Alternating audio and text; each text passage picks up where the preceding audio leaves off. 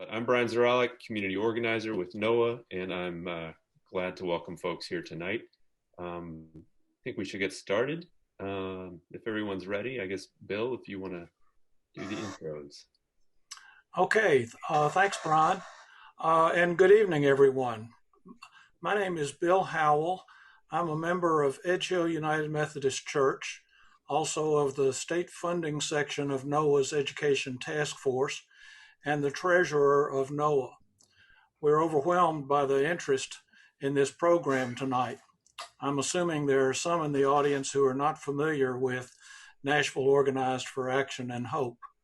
The first thing you need to know about NOAA is that we start on time and end on time, though we have not set an ending time for tonight's meeting because we want to allow time for questions. Let me start with a review of some of the context that surrounds us. Tennessee and the nation have just come through elections with historic results and historic turnout. We are in the middle of a historic pandemic that has shined a brighter light on the inequities in our society and the failure of our elected leaders to protect citizens, not only health care and an obscene failure to support families with TANF funding, but also education, voter suppression, criminal justice, affordable housing, and economic opportunity. These realities are the consequence of people in power, policies and institutions that favor white folks and wealth over others. Before I introduce this session and our speaker, I want to announce an upcoming NOAA action. NOAA is responding to the failed policies of our governor around the COVID crisis by hosting a press conference on Tuesday, December 29th at 4:30 p.m. We are making stars to plant in the ground at St. John AME Church in North Nashville. Each star will represent one of the 5,500 plus deaths due to COVID-19 in Tennessee. We need help making stars, and Brian will add a link in the chat that will give you more information about the event and also how to make stars. This legislative advocacy training is the outgrowth of a group of people working on NOAA's Education Task Force who observed that the obstacle to much of our agenda for change has been a lack of funding. They found that there is not much more funding available on the local level, given Nashville's budget struggles, but there is a possibility of increasing funding from the state. In order to proceed down this path, we felt the need to educate ourselves about the workings of the Tennessee legislature, officially the General Assembly. When we started talking about this, a lot of other people expressed interest in the training. So here we are tonight with, at this point, 58 people attending. My go-to guy for all things Tennessee General Assembly is Stewart Clifton. Stewart is an attorney and member of Glendale Baptist Church, a NOAA member organization since 2017, and a member of Tying Nashville Together, our predecessor organization. Stewart is a former Metro Nashville Council member and member of the Board of Zoning Appeals. Clifton Government Relations is the state lobbyist for an array of nonprofits with interests in legal aid, environmental, and social justice issues. Stewart has been presenting sessions on lobbying the legislature since before I first attended one in 2005. So without further ado, take it away, Stewart. Thank you, Bill. You're saying I'm very old and have been doing this forever. Thank you. That's not entirely true, at least I'm doing it forever, but the other part's true. Thank you very much for inviting me. It's kind of a privilege to speak to NOAA and through NOAA because I'm happy to be part of a member group of NOAA and also because of the work you do. So I'd also like to start out by thanking Colleen Gill. Clifton Government Relations has, of course, a lot of employees and, well, okay, we have two employees, Colleen and myself. And Colleen is the legislative and operations coordinator for Clifton Government Relations. I do whatever else doesn't sound like that. So she's done most of the work on putting this into a good format, a PowerPoint that can be mailed out afterwards. I assume Noah will want to mail that out to people if they'd like to have it. So we're going to get started. There's a lot to be done. I know Bill said we're not ending at a particular time, but we will be losing people after a particular time probably. So I do want to just jump right into it. And I'm going to ask Colleen to go ahead and get to work on putting the PowerPoint up there. And what we're going to be doing today, the broad topics we're going to cover are a few opening words about advocacy generally, lobbying, and also nonprofits and elections. What can nonprofits do regarding elections? Then we're going to go over some state government basics, which doesn't sound like a really sexy name, but there's 58 people on, so I guess maybe it is. These days, it's at least worth tuning in for something like this. And then we're going to talk about how nonprofits have been and can be successful in spite of what the political climate might be or what you might be anticipating it could be. And I hope we'll have plenty of time for questions and maybe some answers as we go forward. So moving on, advocacy and lobbying are not the same thing. And it's important for C3s, which I'm assuming Noah is a C3. That would be true, right? Yes. Okay. Yes. Well, we'd like to keep you that way. So you need to know a little bit about the laws of advocacy and lobbying and for C3s. Advocacy is sort of a general thing. It's making your voice heard on issues, helping policymakers find solutions to problems. Lobbying is generally thought to be more narrow. It's advocacy in support of or opposition to specific pieces of legislation, and it's more regulated than advocacy for nonprofits, particularly C3 nonprofits. So all lobbying is a form of advocacy, but not all advocacy is classified as lobbying. And that's important because C3s are tax exempt in some ways, and gifts to C3s are tax exempt.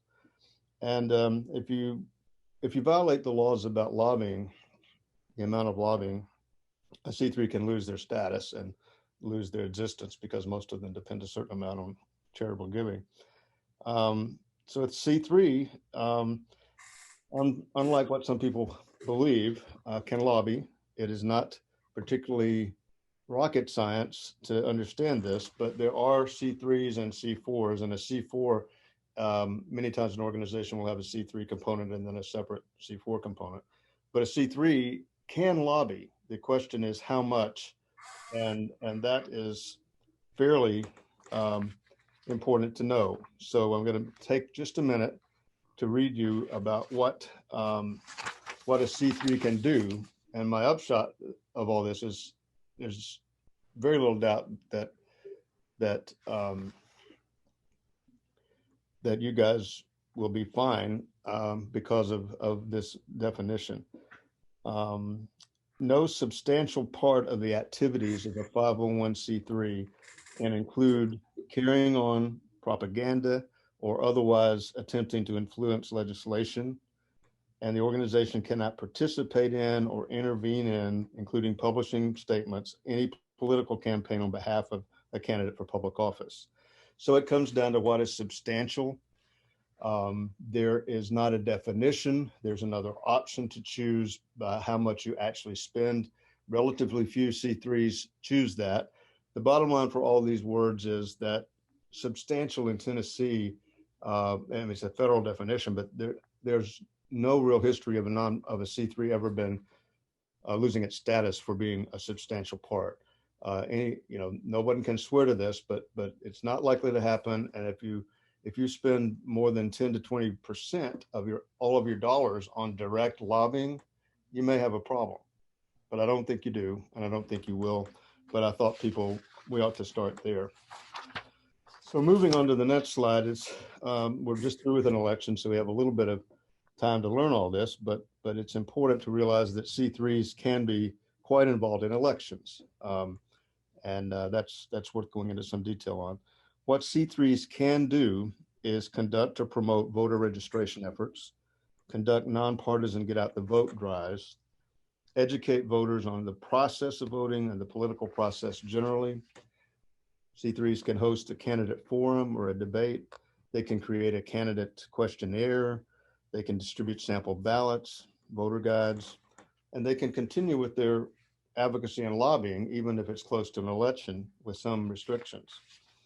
Other permissible activities, promoting a community conversation on a ballot measure, encouraging people to vote, conducting voter protection activities. Here's the few things that you can't do, and there are not many of them. You can't endorse a candidate if you're a C3. You can't make a campaign contribution in the name of the C3. And you can't really rate candidates and who's most favorable to your group's position and publish that, particularly close to elections. That's considered a bit over the line.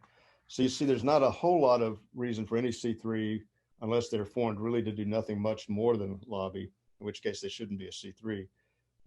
There's no real reason not to be involved in public policy advocacy that rises to the level of lobbying. A lot can still be done, and the legislature is full of advocates and lobbyists for nonprofits. So everything you want to know about state government, a very interesting topic that I've spent a long time trying to learn a little bit about. I think maybe NOAA members and friends have more experience so far in working on the local level. And I think most people on this call are, in fact, in Davidson County.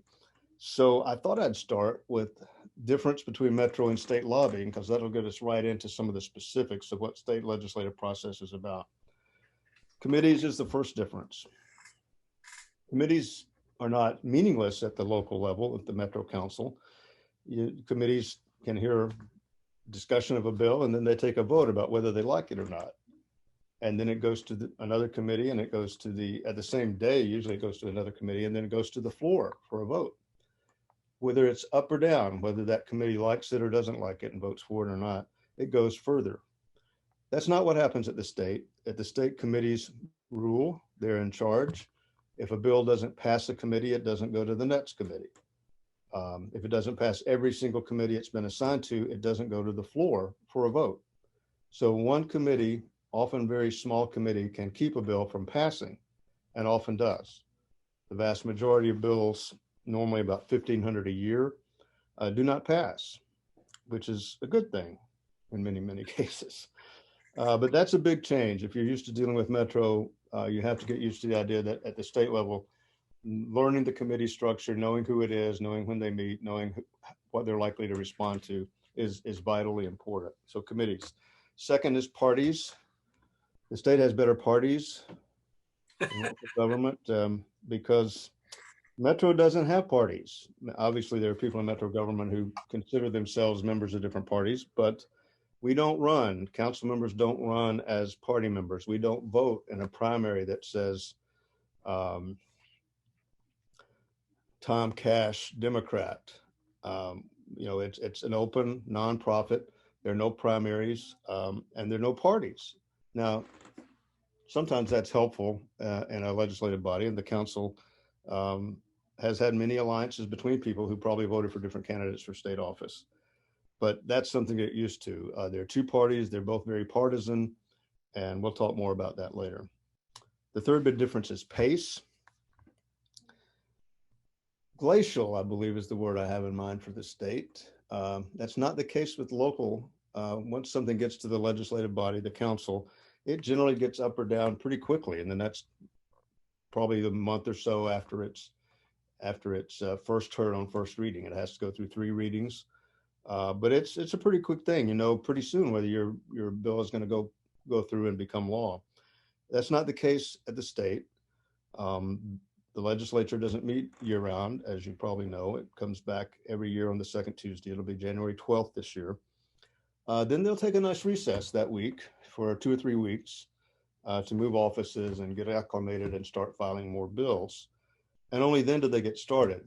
And most of the bills that do pass meander through the committees for the next 2 or 3 months. And sometime in April or sometimes May, it gets to the floor or to the finance committee and may become law.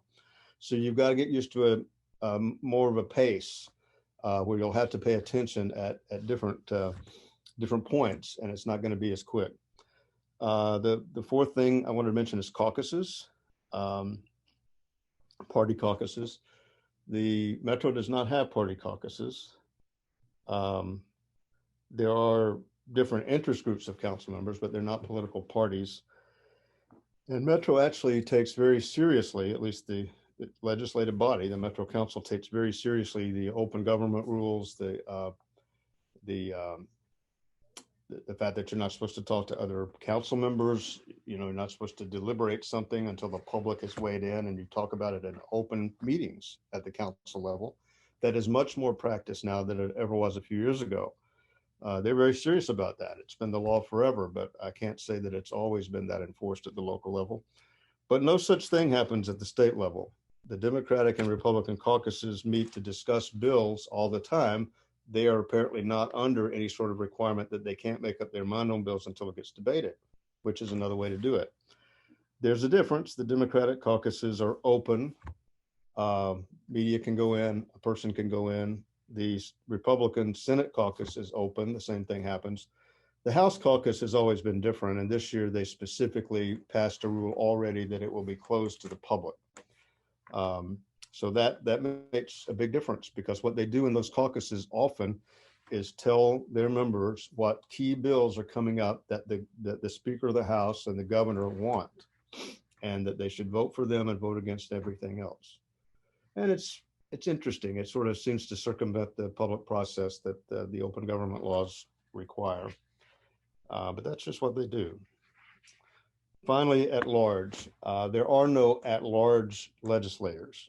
There's 5 at-large and 35 district council members, but there's no at-large legislators, which is important for a group like NOAA, because as you get involved in learning about and then advocating and lobbying on behalf of bills and concepts, at the council level, everyone in Davidson County is represented by 1 district councilman and 5 at large. So you got 6 people who you get to vote for or against. You have 2 at the legislature, 1 senator and 1 representative.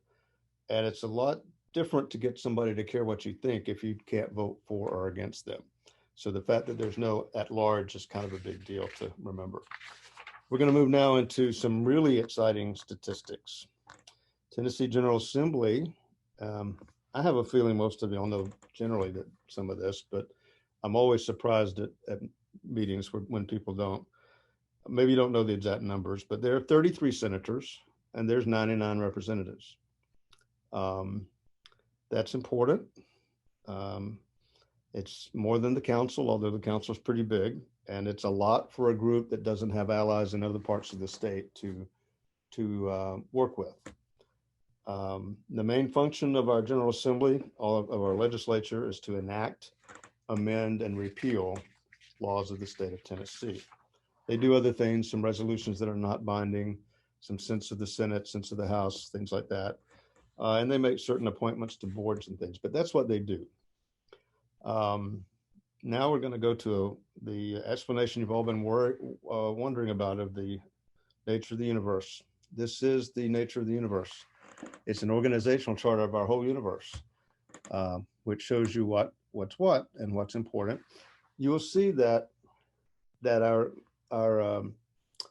world revolves around the state legislative branch, and little satellites to that are the executive branch and the judicial branch. And then there's local government, which revolves around the state legislative branch, and the federal government. Then this is, of course, a little tongue-in-cheek, and it's not exactly true, but state legislators are, I don't think anybody can reach me from here. They can't throw things at me through this, but I have to say, state legislators are much like us. We think what we're doing is the most important thing. Why do I bring that up if it's so obvious? It's because they really think that, and you need to understand that they think that and not demean them if you're intending to have any impact on them, to be blunt about it. So this is the chart of the universe, but the same could be said about our own selves and what we think is the most important, because everybody has a certain amount of ego about what's important. We do see things happening, though, that we haven't had happen in Tennessee when the state legislative branches is trying to essentially regulate just certain local governments and not others, although it turns out the courts don't like that very much. And they're always trying to send messages to federal officials and federal judges and things like that. But essentially, I think it's important to realize as we meet with legislators, as we build relationships with legislators, it is important to them. They are in important positions, and we need to realize that and act accordingly. We'll talk more about that. Now, here's a nice thing that would make a great pop test, this next chart.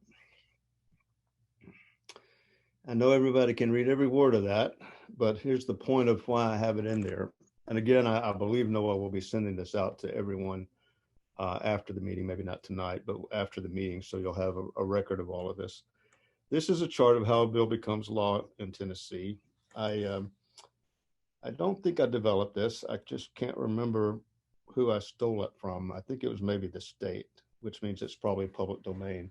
So this is kind of a chart of what happens. And the reason I have put this on there isn't to spend a lot of time on it, but to let you know that every bill that passes has to be filed in the very same language in the House and Senate up at the top of this chart. And then it goes through all of these steps. It's referred by the speaker to the committee that he or she wants it to go to in both the House and Senate.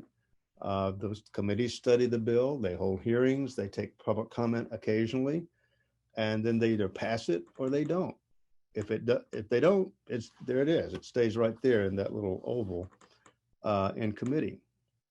Anyway, you get the rest, you can read the rest of it later, but the point is that every bill has to go through all these steps, and at the bottom of this chart, they both have to be signed to pass in exactly the same language, down to the word. They have to pass exactly the same or else they're dead. And then it goes to the governor for signature. So that's some things that may help you understand the process of how things work and why it takes so long for the process to work.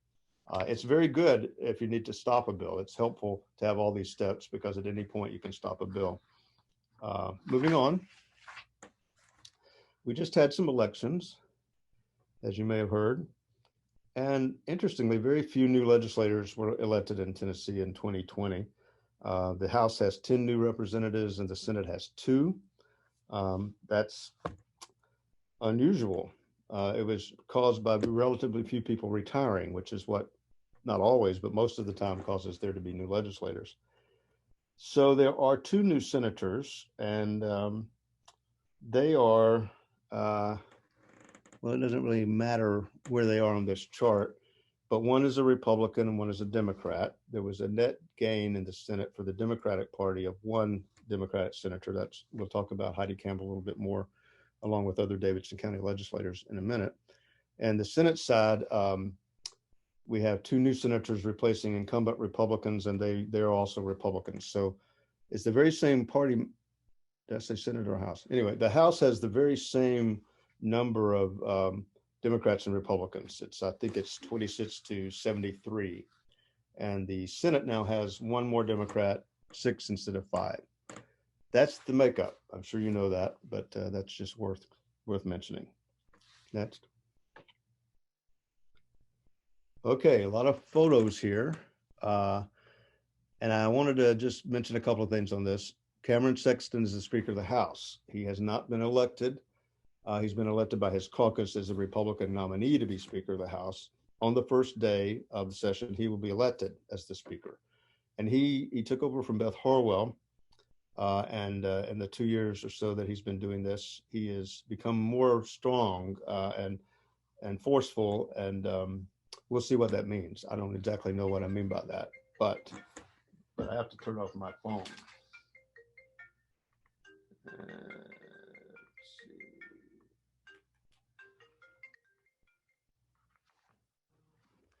What I wanted to mention on this page was these are everyone is an elected representative, but people on this page are more important, frankly, than others because they have special roles.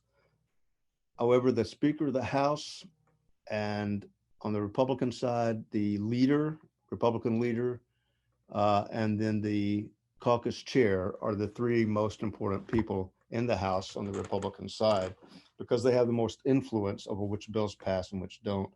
And then the Democrats have leadership too, and the people who are most important there are Karen Camper, the Democratic leader from Memphis, and Vincent Dixie, the newly elected caucus chair.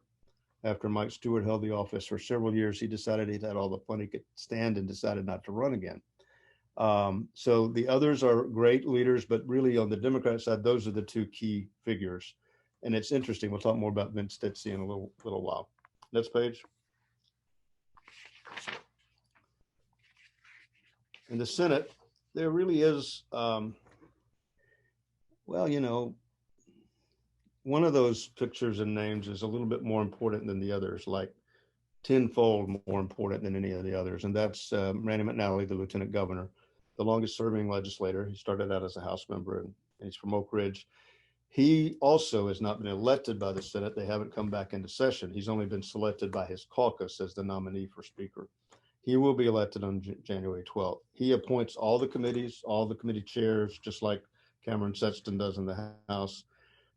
He can say, not with 100% accuracy, but he can generally make the difference between whether a bill passes or not if he so chooses.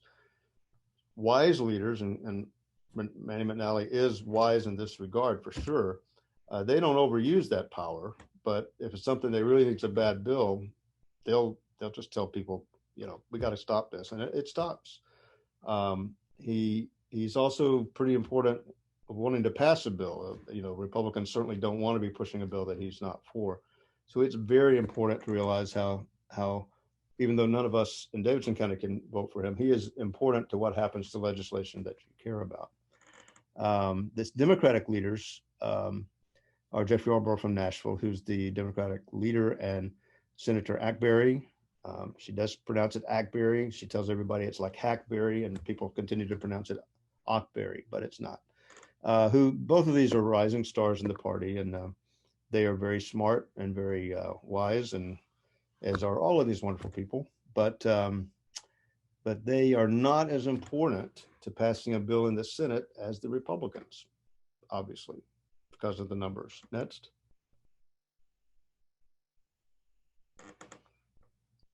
I'm going to just say a few words about our local representatives.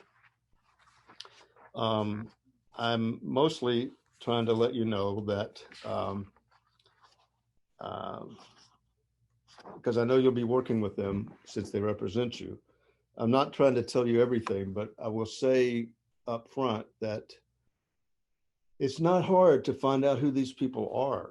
We'll talk more about it as we go, but I'll mention just a few facts about 4 or 5 of these as we go through, all of which is readily available online and by basically following certain things on social media. And Noah would be well served to kind of have an organized way of doing that, because that's where you find out kind of things about who they are, what they care about, where they go to church, things like that. I'm not going to talk about every one of them because I don't have the outlines in front of me for every one of them, and it would take too long. But these are our representatives in Davidson County. They are, every single one of them is a Democrat. There was one Senate Republican who served for 8 years, and he was defeated by Howdy Campbell. So there's no Republicans in the Senate or House delegation from Davidson County. Bill Beck represents East Nashville and other parts of the state, of the county. Next. Mike Stewart. No, I meant next on Bill Beck to get to Mike Stewart. Have we lost Mike Stewart? Okay. Maybe he'll come up in a minute. It's in alphabetical order, so. Oh, I redid mine by numerical order. I should have paid attention to how you had it. Sorry. Never mind. John Ray Clemens is a Democrat from House District 55 and represents a great deal of Belmont, Hillsborough, West End, and areas south of Woodmont as well.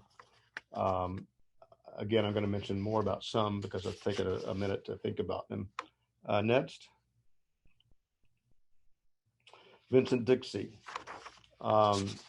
He is a fairly new representative, as I mentioned. The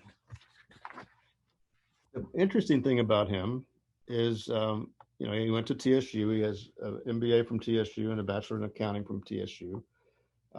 He's Catholic, member of St. Vincent de Paul Church.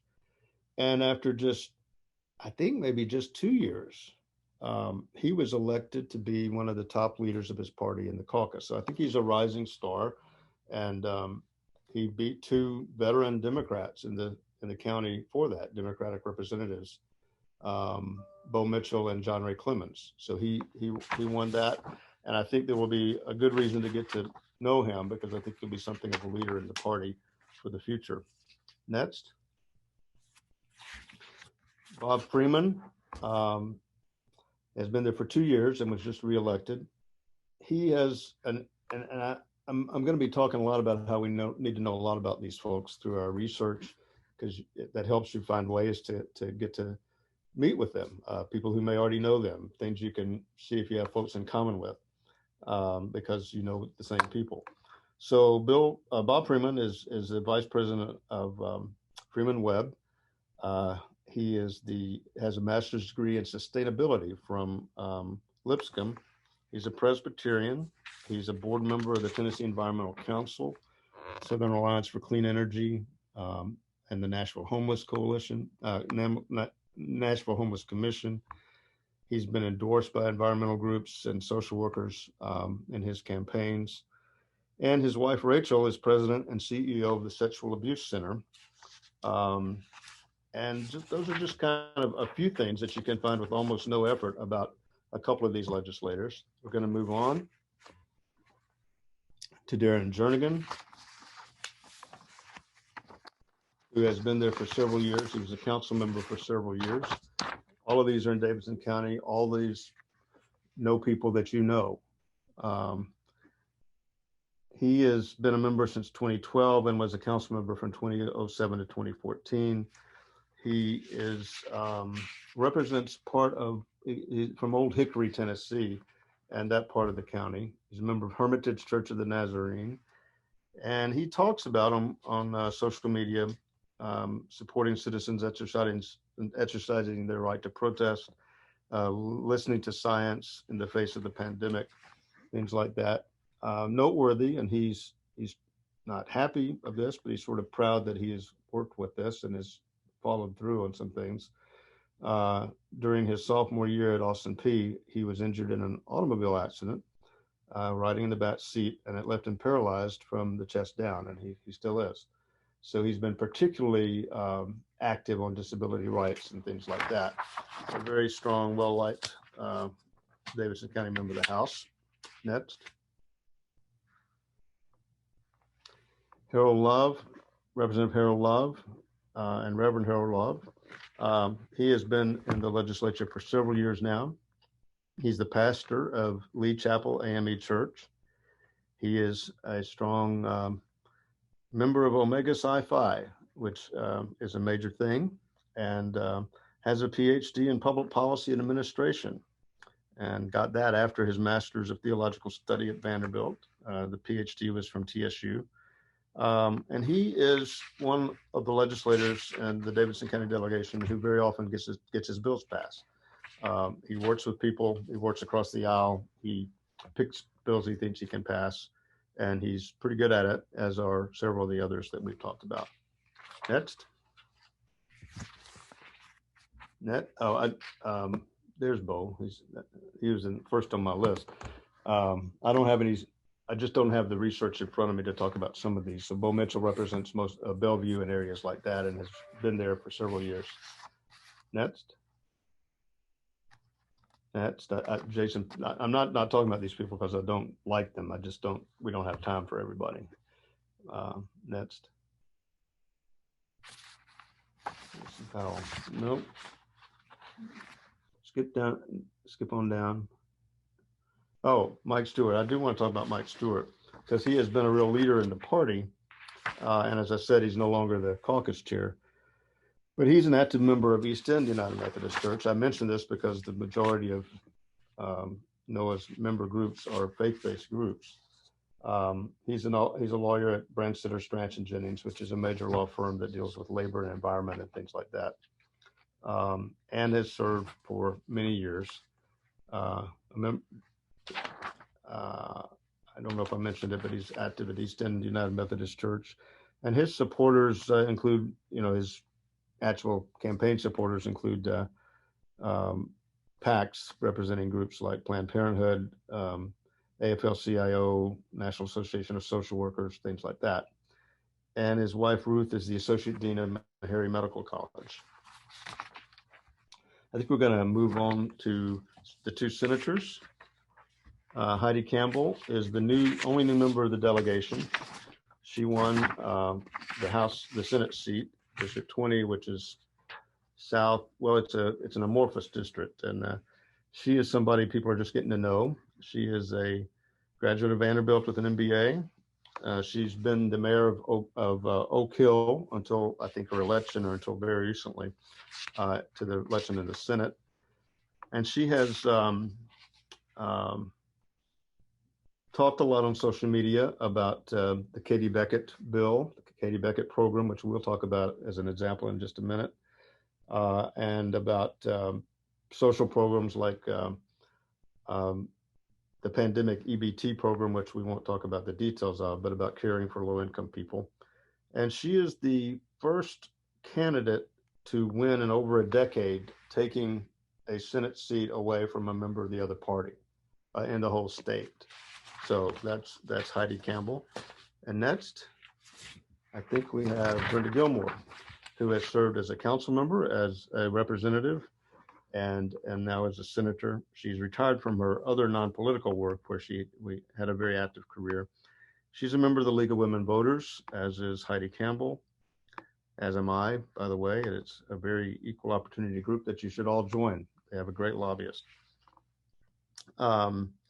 She's also one of the real leaders, I'd say, in the Senate, and conscientiously works her bills. Doesn't pass everything because she has a political ideology that is not what everybody's is. Is active at Mount Zion Baptist Church, and is someone who is a very good and responsive legislator to committee constituents. So, Colleen, let's go on to the next thing here. I'm leaving Jeff Yarborough out. I didn't mean to, but he's the legislator I'm possibly closest to, but we don't have time to do Jeff, and we don't have time to do the next one you've got right there, Colleen. Farrell Hale, who is one I would encourage you to get to know, because you don't even know he represents this county, probably, because most of his district is in Sumner County and Trousdale, but he does represent several parts of Davidson up close to Sumner. And I doubt if he gets a lot of contacts from Nashville folks, but it's something you might want to consider. Now let's move on. I hope people are using the chat box for later.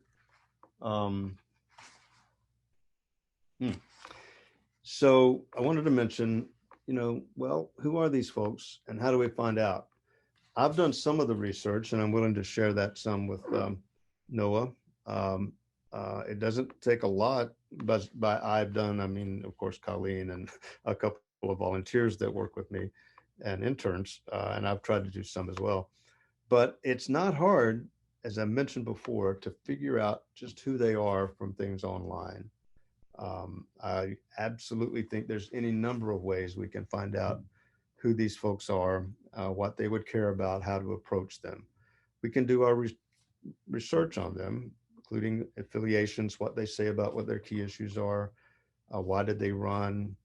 And if we do it carefully, we can use social media, which is not just for stating what we think, but finding out what other people think. And there's no rule that says you can't like someone in the legislature, even if you're not going to support them.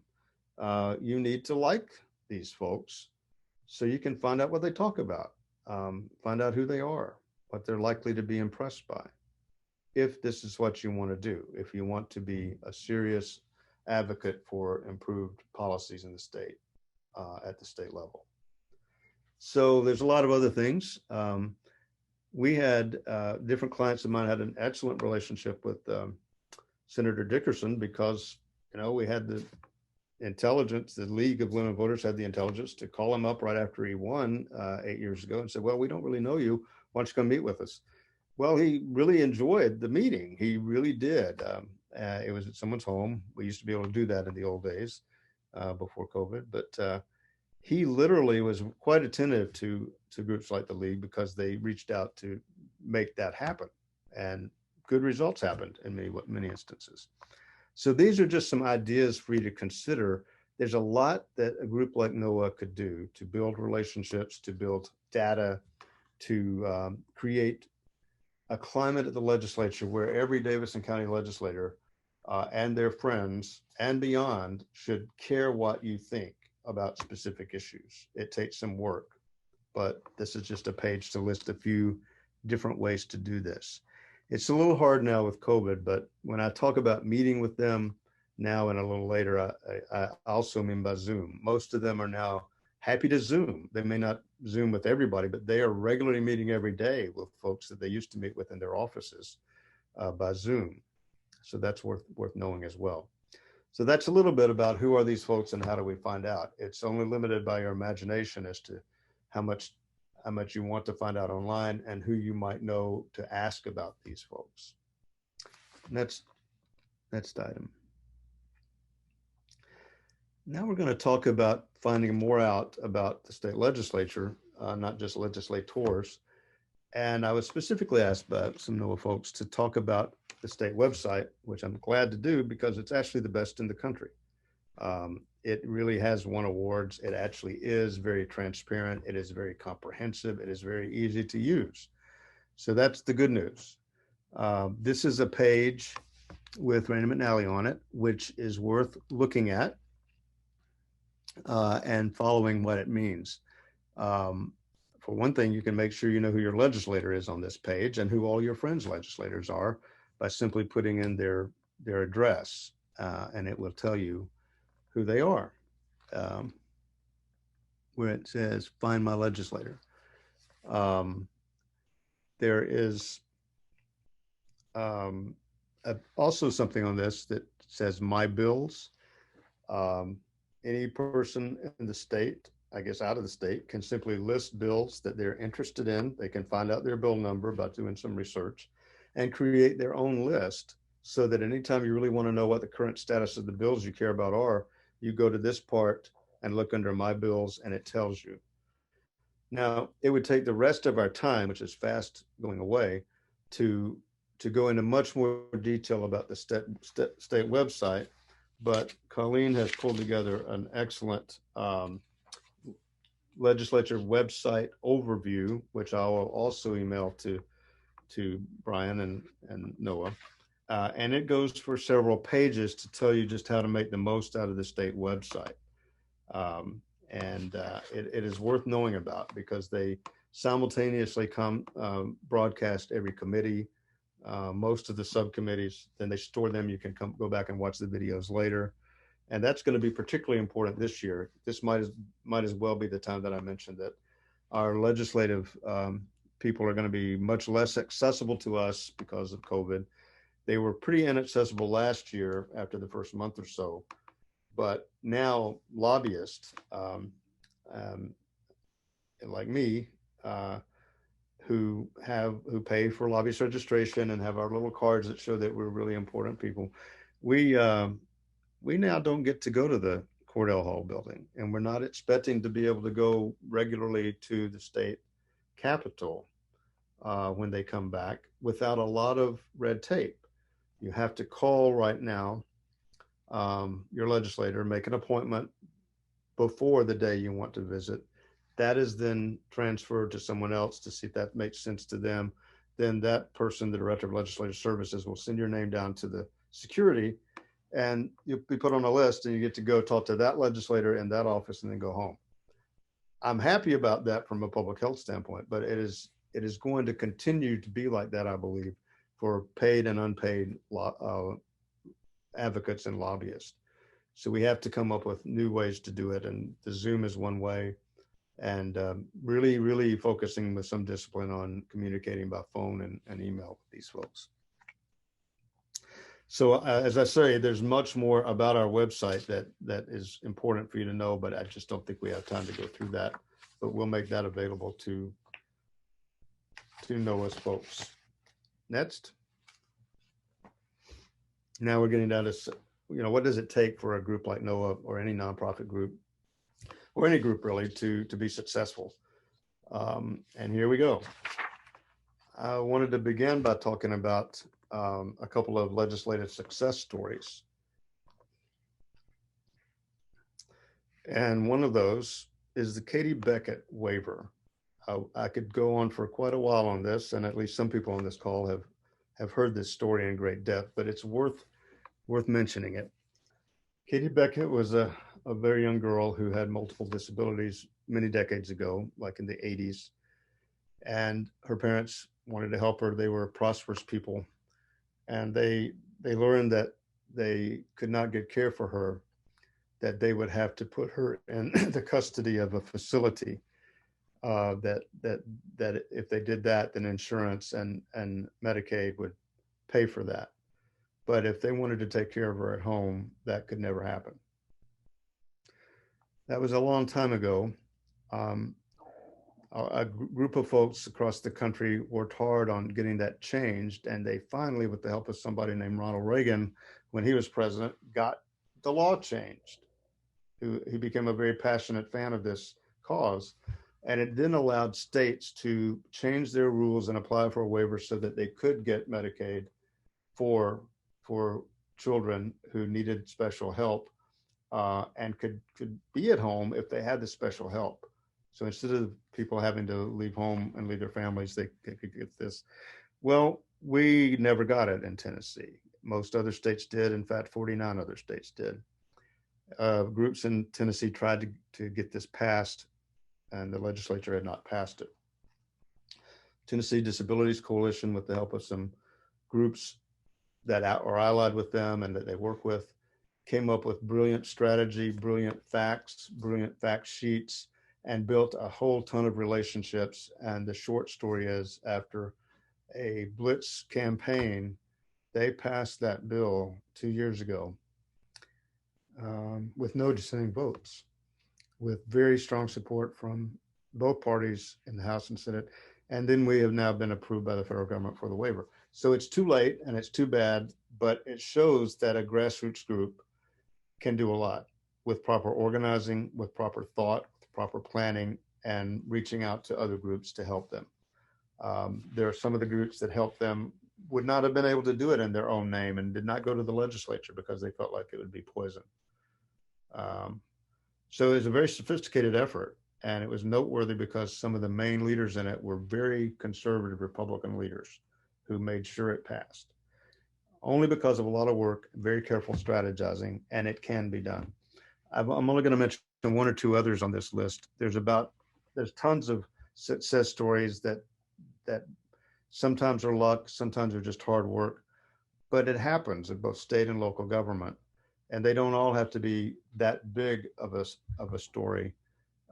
In fact, I'm not going to go over any of these, but if you're interested in how we recently, I worked as a volunteer on this one, passing a resolution at the local level regarding NES and opt-out. There's any number of things on this list that I could tell you about how regular folks organized to make change and actually were able to pass laws without a particular amount of money or any real strong clout power-wise. Just a matter of planning and thought and organizing. Moving on. What time is it, Colleen? 5:50? It looks like Yeah, that. that's right. We're about 50 minutes in. Okay, so we've got 40 more, give or take. So the next way we do it, besides organizing and basically building some relationships, is to monitor and evaluate legislation. I'm repeating myself here because it's so important. The website is extremely important for anyone to know what's going on. So become familiar with that. It has the very late information, all the very up-to-date information about where the bills are and who the players are, and it's just worth becoming an expert at that website. Next. These are a series of suggestions I have for not just for NOAA, but for any group that would like to be successful. First of all, for anybody who's on the call and isn't really sure they're part of NOAA or that they want to be working with other groups, you don't have to work with NOAA perhaps, but you got to work with other groups at least, and you should work with NOAA. But there are no Lone Ranger success stories in advocacy. You can't do it without being part of an effective group that knows what they're doing and has resources devoted to advocacy. So find what issue you care about. There's probably a group out there working on it already. And obviously NOAA is planning on some work in the not immediate future, but I'll let them talk about that later. And they can be that group for you. So working with the group is important. Next. It has to be timely communication, and it has to be done intelligently based on who these legislators are and what their staffing is. This is not Congress.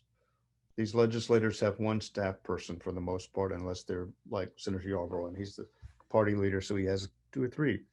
So essentially, they need communication. They need it to be timely, uncomplicated, with compelling facts, with good talking points, and really not much longer than this sample letter here. They don't need law review articles. They don't need medical review articles. They need basic facts, something that they'll remember, something their staff person, normally if somebody drops something off like this and it references a particular bill, the staff person will put that in their folder and they will take that with them, particularly if it's from an actual constituent, and they'll look at it when they're in committee. I've seen it happen all the time. So engage in timely communication. Next. Showing up, and by that I normally mean in person, but Zoom sessions are what needs to happen now as well. Randy McNally, Lieutenant Governor from Oak Ridge. This is a voice. This is the motto of Alzheimer's Tennessee, which is a statewide organization I represent. Randy McNally calls me up, not for any other client, but for this client, because he's one of them. He goes on their walks for money. He walks around Anderson County with this group. He cares about this issue because they have made it clear to him what's at stake when the state doesn't have protective policies and good funding for Alzheimer's related things. So he calls me up wanting advice about what to do with certain legislation if it's something that would impact Alzheimer's. That doesn't happen with him on any other issue and almost no other legislator, but the Lieutenant Governor will call me up, not because of who I am, but because of that group cultivating him and making him part of them. Not a bad thing to consider for NOAA. Next. Maybe not with McNally because he's not quite in Davidson County. Now we're going to go over a few tips for in-person visits, realizing that might not be this year, but it probably also applies to Zoom visits or even phone calls, frankly. Next. There's a lot of ways you can kill your efforts. You can stay too long. Don't do that. You can threaten. You can get caught up with the rhetoric of what some folks do with social media and think that that's what the norm is. Well, I have things to say in a few minutes about social media, which has a great place in advocacy, but it's not what happens with normal bills and trying to get bills through. You don't threaten, you don't necessarily castigate, you act like you were raised right. And that includes not threatening, not burning bridges. Say it's going badly for your issue. You thank them for their time.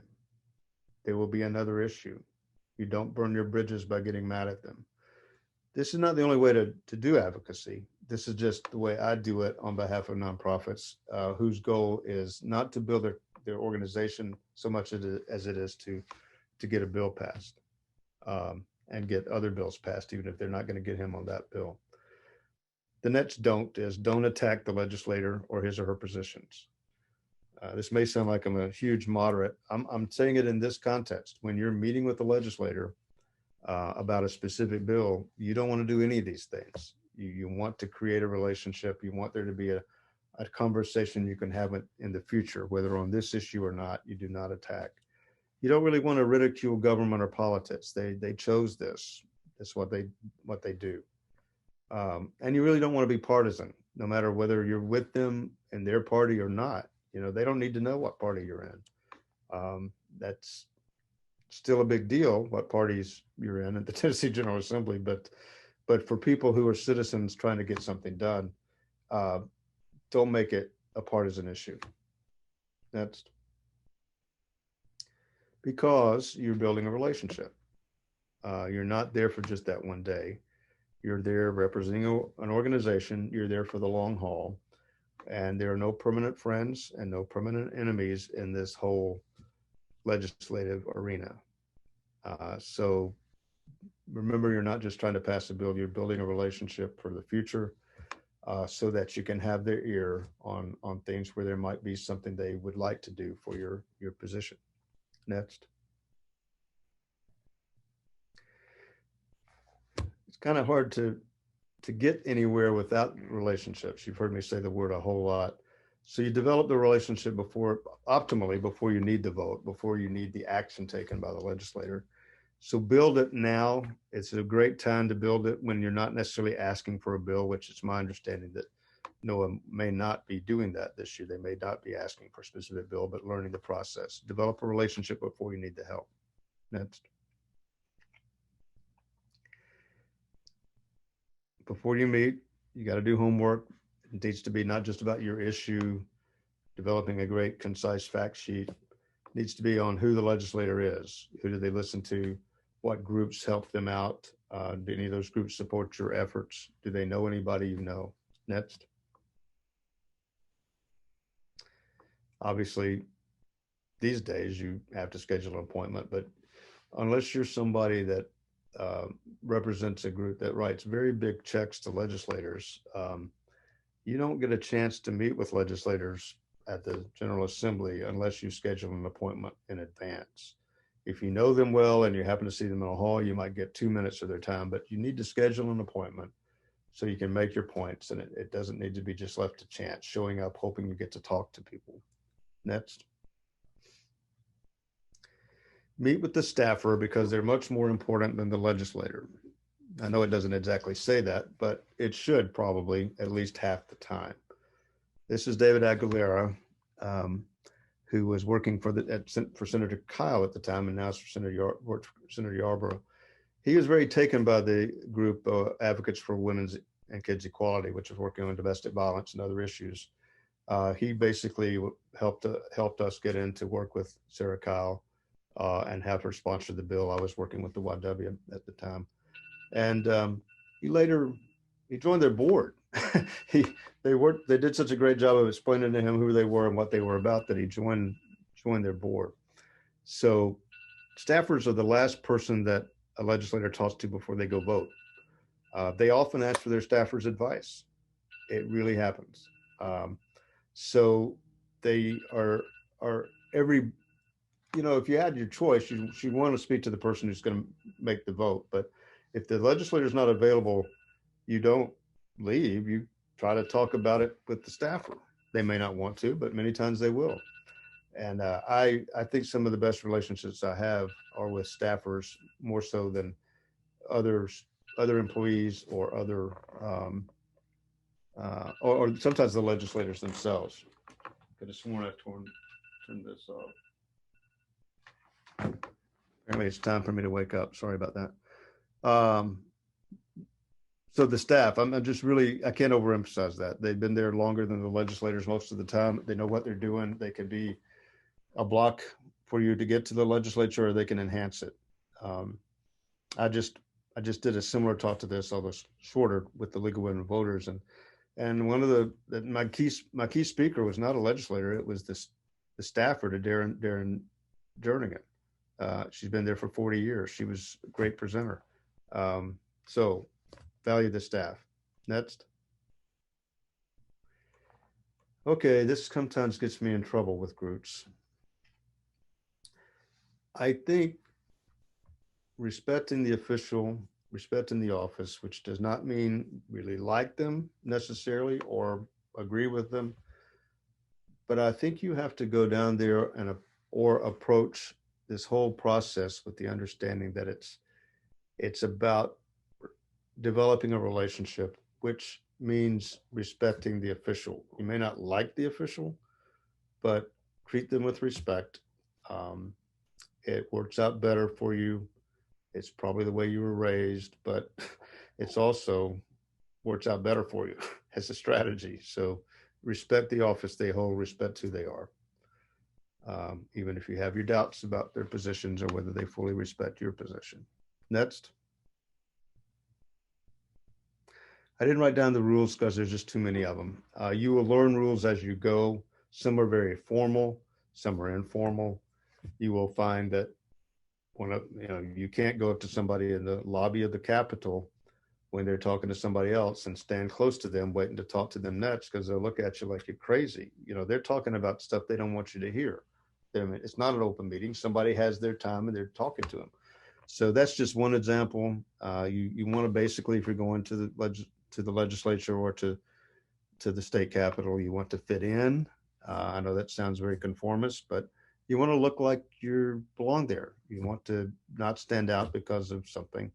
This is a different matter than other kinds of advocacy. And I'm not saying that this is the only kind of advocacy, but I do believe those are a couple of obvious ones. And there are many others. Next.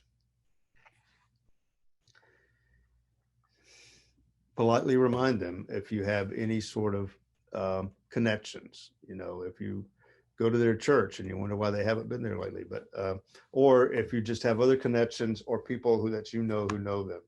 I mean, drop names. This is all about getting your point across and getting some time with them.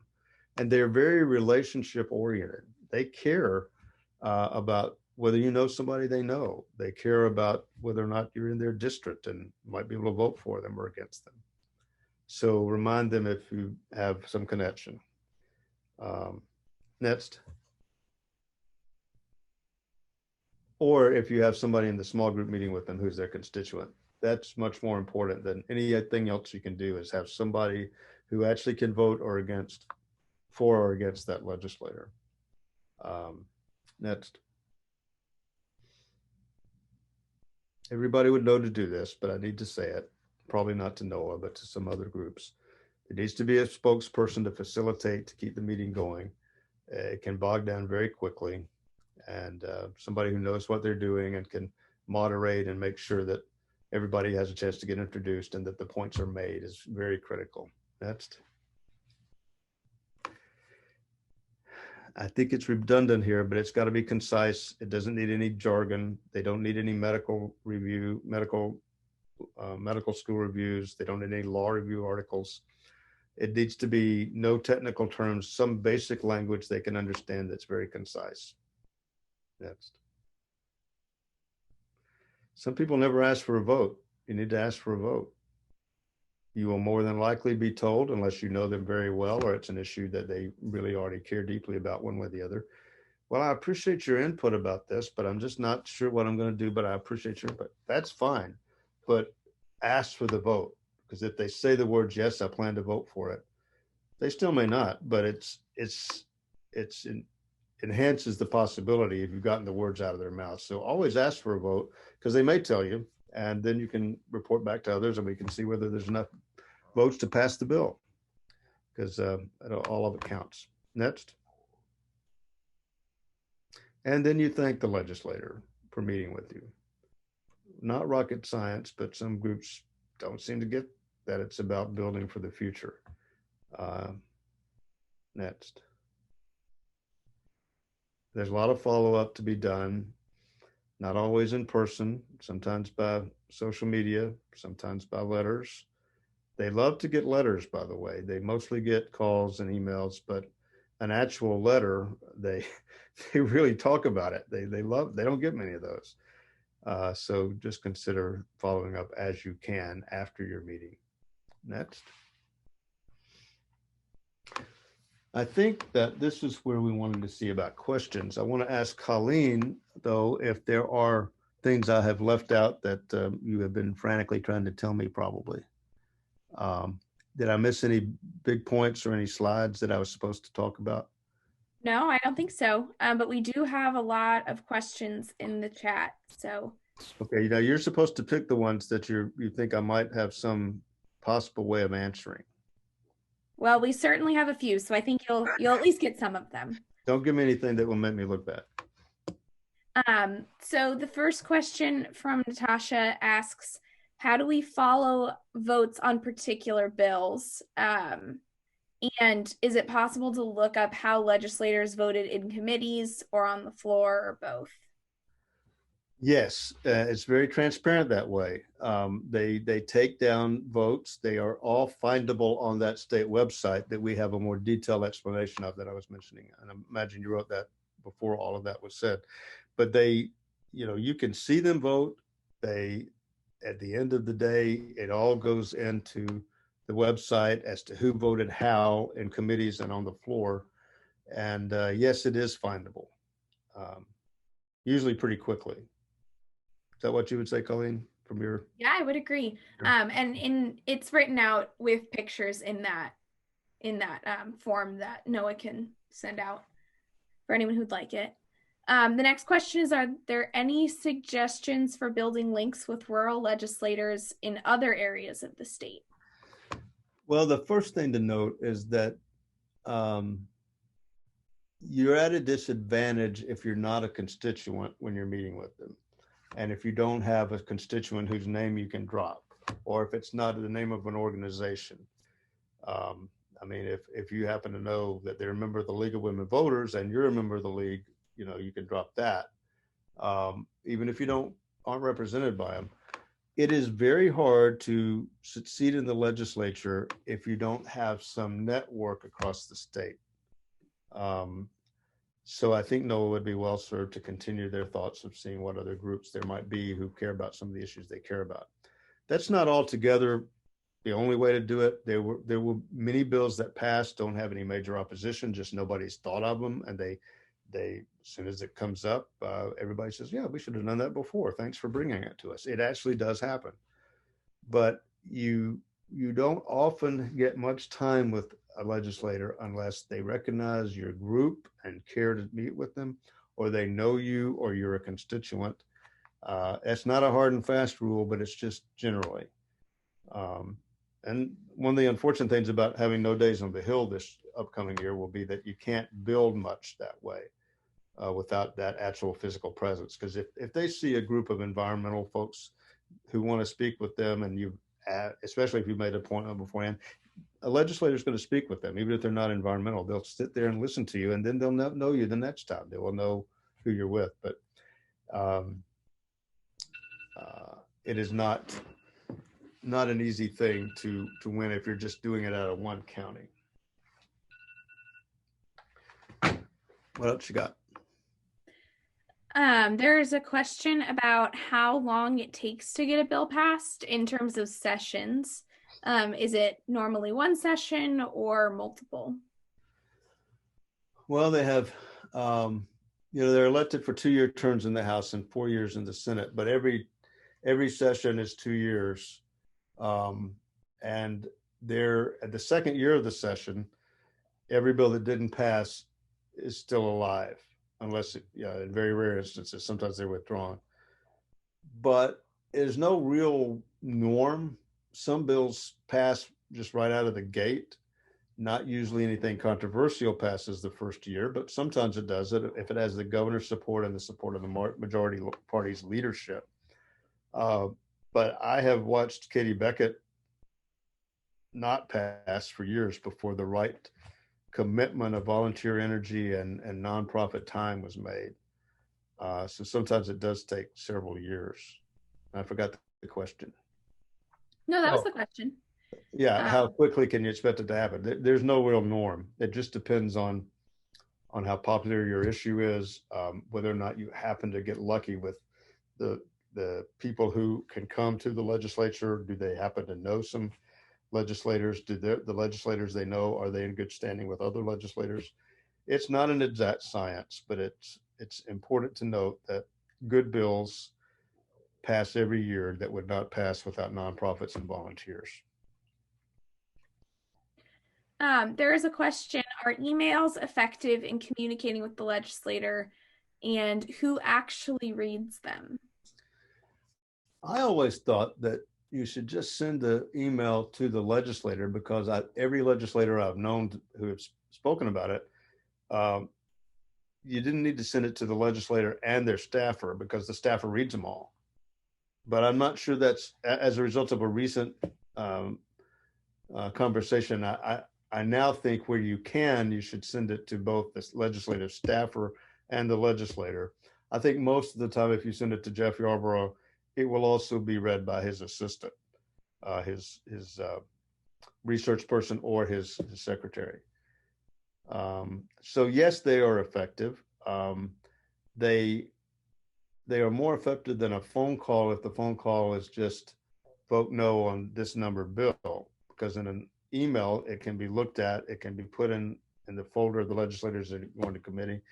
It's not as effective as a meeting, and whether it's effective as or not as an email depends partly on whether your name is recognized or the name of your group, or you could always put that in your address. If your address is in their district, you always want to mention that with the signature.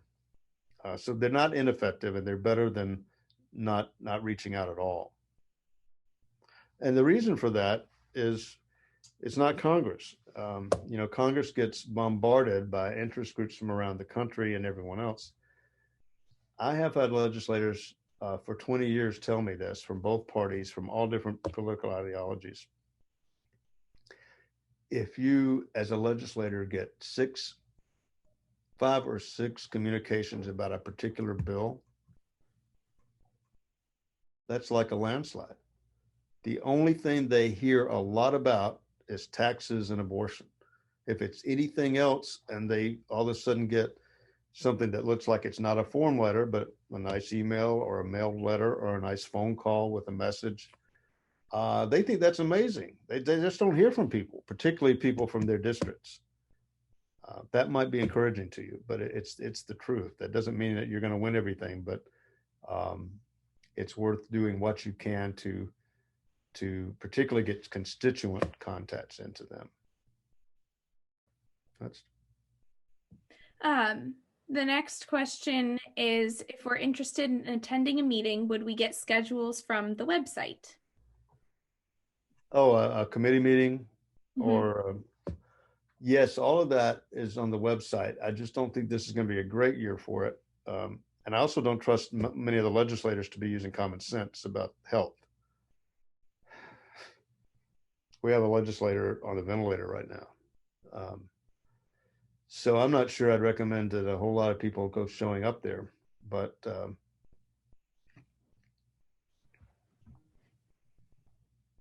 I think I forgot the question. I got busy with my. It was about schedules on the website, and the answer was that you already gave was yes, the schedules are on the website. Normally, it's not hard to get in to see a legislator if you're not calling to say I've got to talk to you the next hour.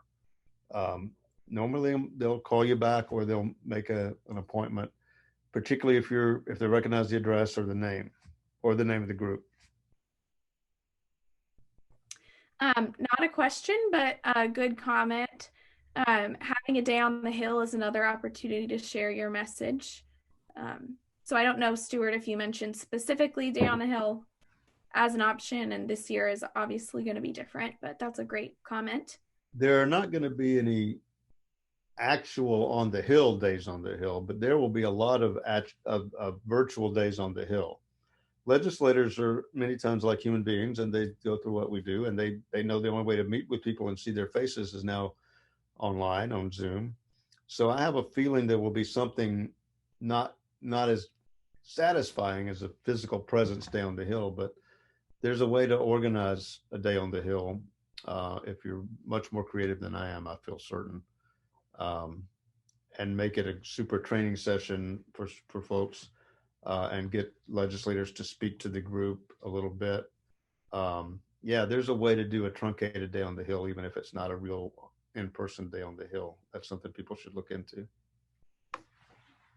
And then the question was asked, is there some sort of checklist to work from of the things that we should know about legislators? Well, we did develop something. Maybe we just sort of did it over time. But as you've been researching and I've been looking at them and stuff, we, between the website and social media, you can find out all sorts of things about their bios, where they went to school, where they went to church, where they go to church, what bills they care for, what their overall orientation is.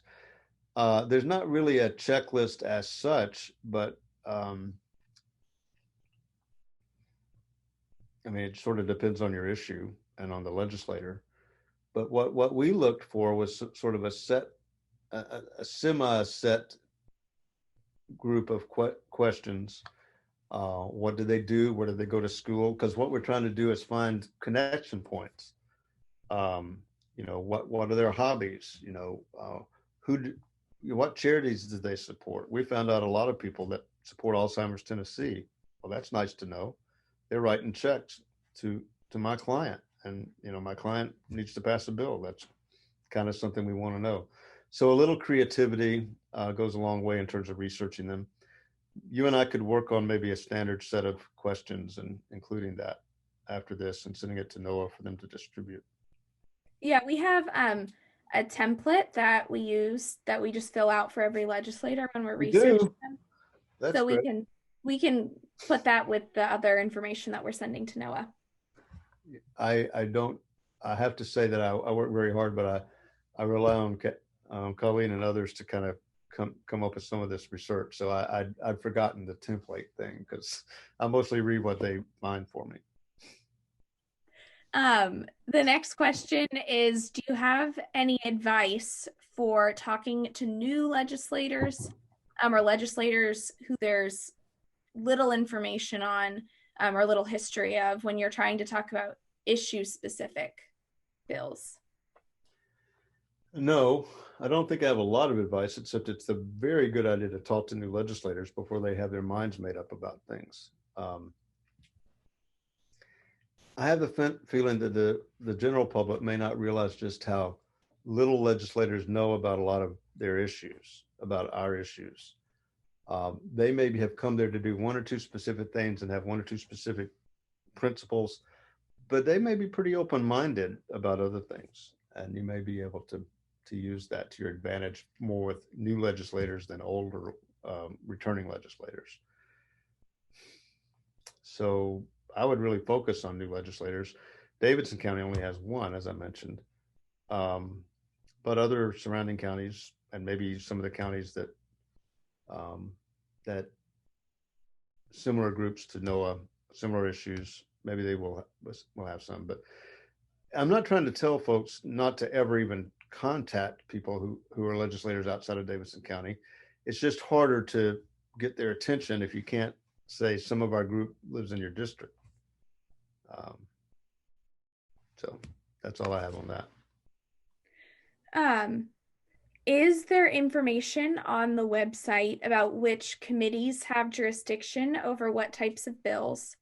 And can we find information about what committee a specific bill will be in? Well, before it's assigned. Okay, it's assigned very quickly after it's filed. So there's not much lag time there. The Senate, I don't know if we have this around in our files, Colleen, but the Senate actually assigns bills based on the Tennessee Code title that it opens. So if it opens Title 36, then it's a family situation. So it goes to the Family and Children Committee, if they still have that, which I think they abolished it for whatever reason. Now the House, though, is just whatever the Speaker wants. The Speaker of the House and the Lieutenant Governor assign every bill, or rather their staff assign every bill, and they have some latitude about where it wants where it's going to go. So I'm afraid the answer on predicting what committee it's going to go in is not that clear cut. But worth some further thought if it gets down to a specific, if it's a NOAA concern that a lot of people need to know. You and I could probably come up with some more information about that. Do you have any information about how the potential special sessions will affect the general workings of the body? No, not really. We had special sessions last year, as people probably remember, because of COVID and whatnot. Nobody really knows exactly what will happen. I think there's been some discussion about a early special session for specific bills, but that, I've talked with several lobbyists and nobody's really at all sure that's going to happen. What I do think is worth talking about is that there may well be a significant break after they come in for the swearing in and the electing of the two Speaker of the House and Lieutenant Governor. They'll go back home, and that will coincide, we hope, with the vaccine, if that goes as planned. So it may be like last year, an up and down year where they're in town for a while and then they go home for a few weeks and then they come back. So it could be an atypical year. There's a question about fiscal review and how important that process is. And then follow up to that, can fiscal review staff be approached, or does that cause a problem? That's a graduate level question. I don't know. They're getting tougher the further we go. Tougher, I don't know. Fiscal review is a different kind of committee, actually. They do an important work. And actually, as you have heard people say, probably, we do have a efficiently run oversight for a lot of things in the state government. And basically whoever has been the comptroller for years and years, both parties have had comptrollers, and it's always been seen as an example of independent good government, where they actually do good work, and they have some oversight of fiscal review. But I don't think I've got a good answer on fiscal review. I'll have to work with whoever asked that question later, and we'll have to look into it and find some other people who might know. We're getting down towards the end of the questions. We have a few more. Does a bill with bipartisan sponsors have a better chance of passing than those with same party sponsors?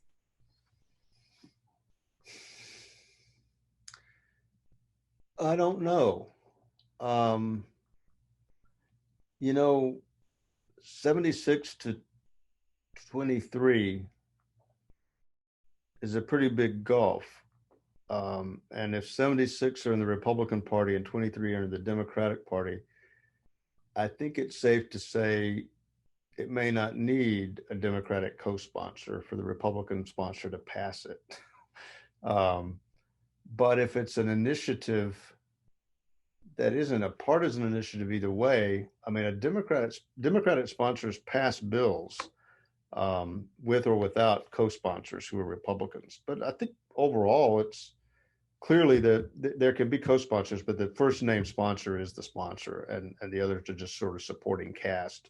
So it's not a bad idea to have multiple sponsors. It shows broader support. So there you go.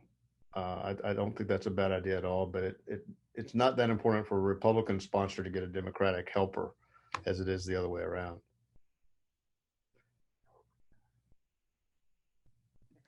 I think that's the last of the questions we have submitted.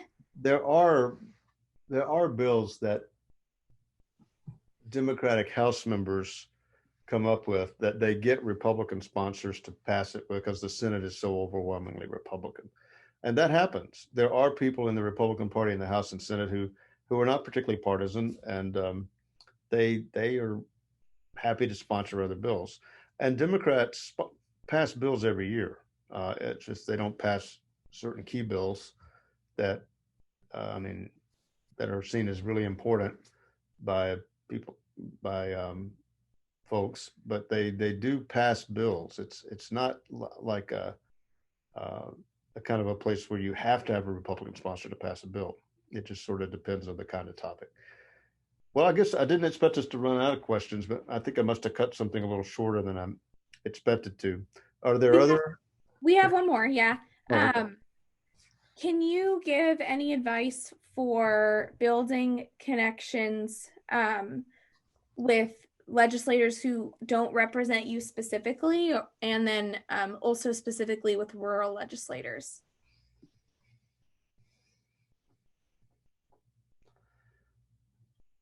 Well, broaden your group of supporters.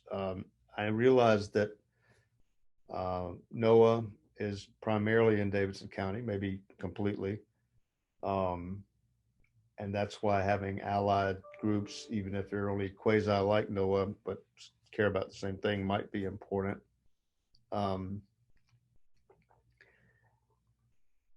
I think a brainstorming session of who you know in other parts of the state, whether they're parts of groups or not, is important.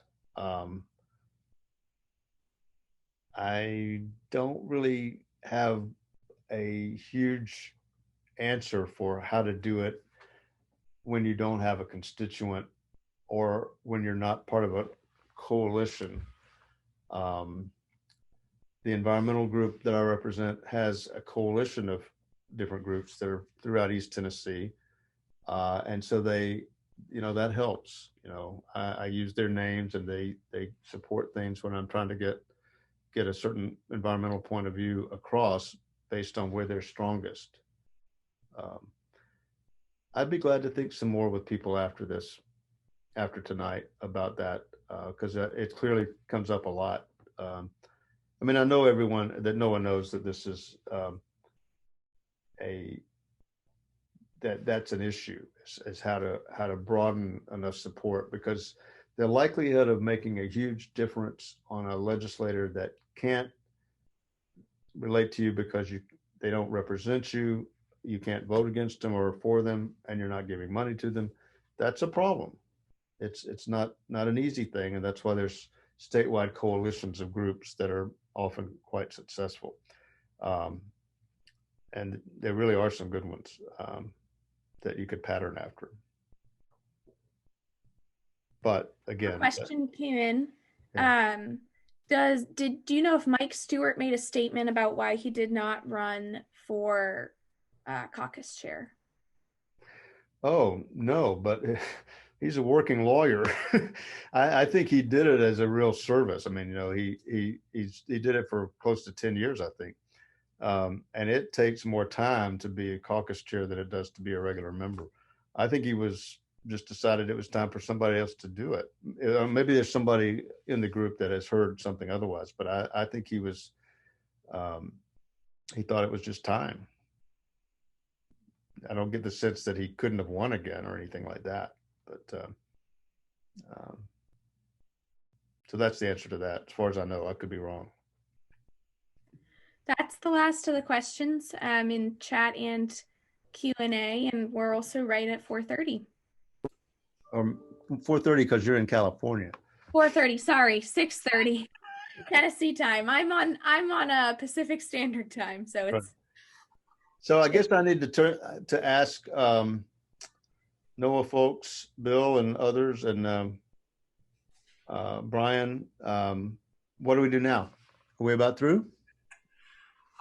I think we're done. You've done a great job, Stewart, and we appreciate it so much. It's unfortunate that this is webinar format, because the participants are not able to give you a round of applause, but I'll do what I can. Let's just pretend it happened anyway. Yeah. Thank you. I enjoyed being with you, and I do agree it's better to have the other one, but we had to do it this way because of the original numbers, and we needed to be sure. Got a lot of thank yous in the chat, Stewart and Colleen. Great. Thanks, both of you. Great. We'll talk again soon.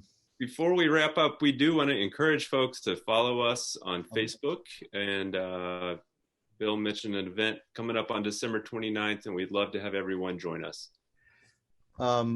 Since you mentioned that, if people have individual questions that we either didn't get to or they just thought of later, I mean, email me. I can't promise within the hour response, but I'll try to get back to you as soon as I can. It's Stewart@stewartclifton.com, STEWART@stewartclifton.com.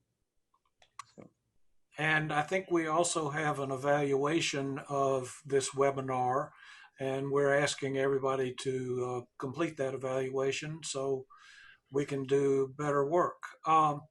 Brian, do we want to have, I guess we can't in a webinar format have a traditional NOAA evaluation of this meeting. It's not a traditional meeting. Right. I think we're going to have to forego our regular eval, but I think we will be in touch with folks. And if you would like to share any, well, Bill, let me ask you, what do you think? It is 6:32. A lot of folks are falling off, but if people do want to stick around, we can turn you into panelists and we could do a quick debrief. If people want to go ahead and let us know in the chat, if you want to stick around for a brief evaluation, we can do that. We'll just see who hangs on. Maybe give it a couple minutes here till like 6:35. And if you want to put your name in the chat to let us know if you want to help with an evaluation, that would be great. But if we don't hear from anybody, if the numbers keep going down, then totally understand. I'm going to basically hang up this computer. Is that okay? You're going to hang up your computer? Yeah. Unless I need to be here for that. You're welcome to be part of the evaluation, Stewart, if you'd like, or if you need to leave, then that's fine too. Well, I'm going to leave, and that way people can be, well, I don't care whether they're critical or not, but I'll get to go eat. That's more critical, yeah. Thank you. Okay. I enjoyed this. Bye-bye. Thanks, Stewart. Thank you. Thank you, Colleen. Thanks, Colleen. And you're also welcome to hang out if you want. Well, I think she's gone. Okay, yeah. I see Mike and Beth Zeitlin both are interested. So I'll go ahead and make you guys panelists, and I'll keep a lookout on the chat, see if anybody wants to join us for just a real brief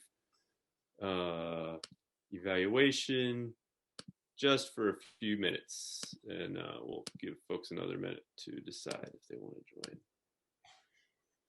And let's find Mike here.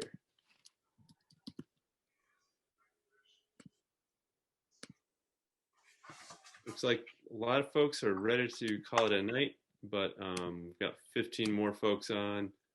There's Mike and Beth. I presume you are available. Let's see, we could, yeah, let me stop recording. I'm here.